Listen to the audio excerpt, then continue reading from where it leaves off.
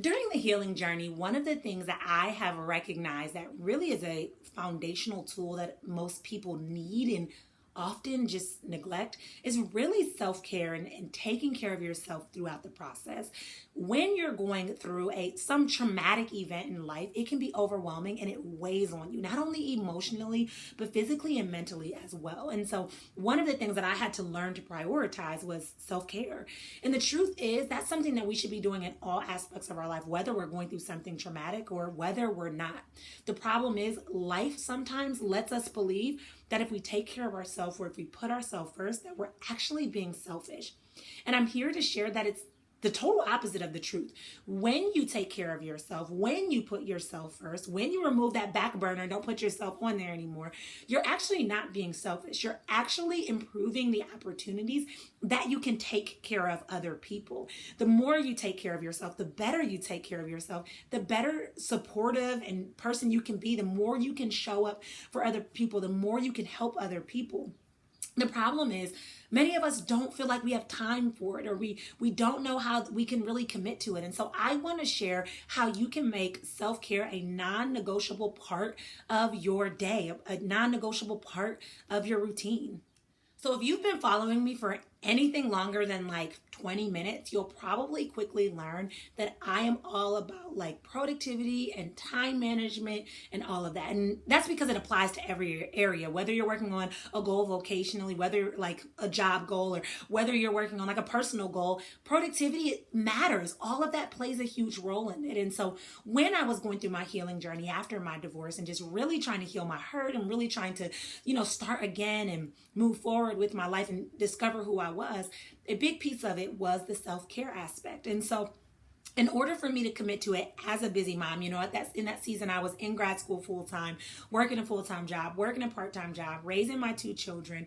I was just juggling a lot of responsibilities. And so, as you can probably guess, my self-care was non-existent. And if it was existent, it was like put on the back burner. I might have did 5 minutes of stretching at the end of the night, or I might have watched a quick episode of The Office to laugh for a quick second, but it wasn't something that I was seriously committed to, or I definitely wasn't considering making it a priority. And because of that, I really delayed the healing process. And I don't want that for you. And this is why I'm going to share the one strategy that I used to commit to it and to make it a regular part of my practice. In order to make self-care a regular part of my routine, I wrote it down.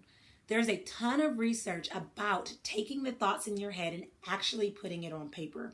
And the research shows that you're actually more likely to follow through with something when it's written down. Now, this research often relates to goals, but if your big goal is healing, you gotta break that big goal of healing down into small steps. And that's where like my planner came in. So my big goal, my big push, my big desire was to really heal those deep wounds, to really heal that deep hurt. And in order to get to that big goal, I had to commit to daily actions that were going to get to that big goal. I couldn't just say, all right, I'm going to work on healing one day and check it off my to-do list and be totally done.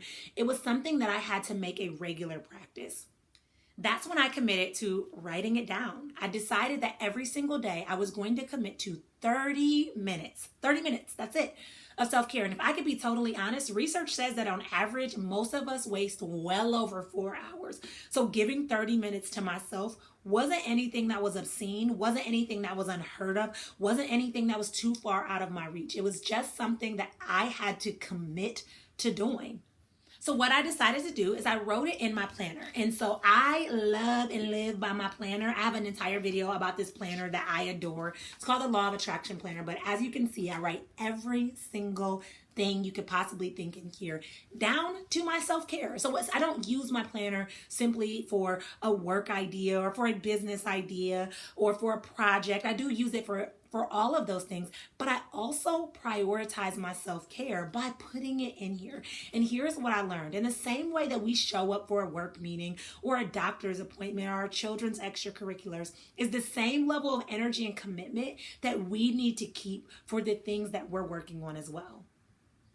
Through writing down my day-to-day tasks and committing to self-care, I realized that it improved my overall commitment. It was no longer just an idea up here, but it was actually something I had to look at and allow it to inform my steps and decisions.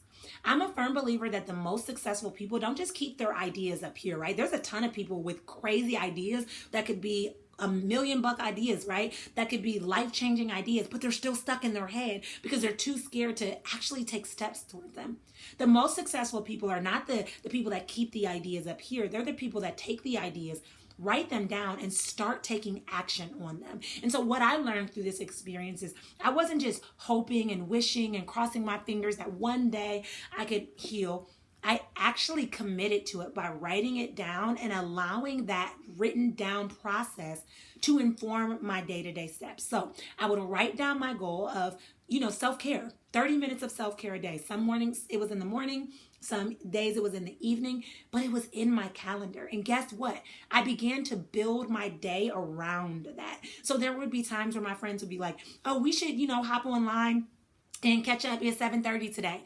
And I'd be like, you know what? I can't do 7:30, but I'm able to do 8 because I had it written down and I was, committed to showing up for that commitment that I made to myself. There were times that I had to say no to certain things if it didn't align with that. There were times that I had to move certain things around, but that was because I made it a priority. I learned through this experience that I wasn't going to just live by default, like wake up and hope that my day would make room for self-care, but I was going to be intentional about designing my day so that there was nothing less than room for my self-care. And overall, through that experience, I have learned to make self-care a regular part of my day. In fact, if I don't put self-care in my day, I feel off. I notice a shift in my behavior. I notice a shift in my thoughts. I notice a shift in my energy. And now I look back and I'm like, I don't know how I lived without making it a regular practice to begin with. So what I'm going to challenge you to do is stop talking about self-care. Stop hoping that self-care can just come to you when the time is right. I want you to commit to self-care and watch how your life shifts and changes.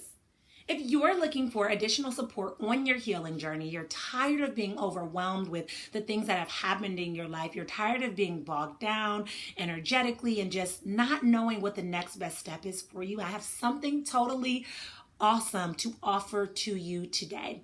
If you look at the link below, I'm offering you an opportunity to join my 4-day Choose Healing Challenge totally free.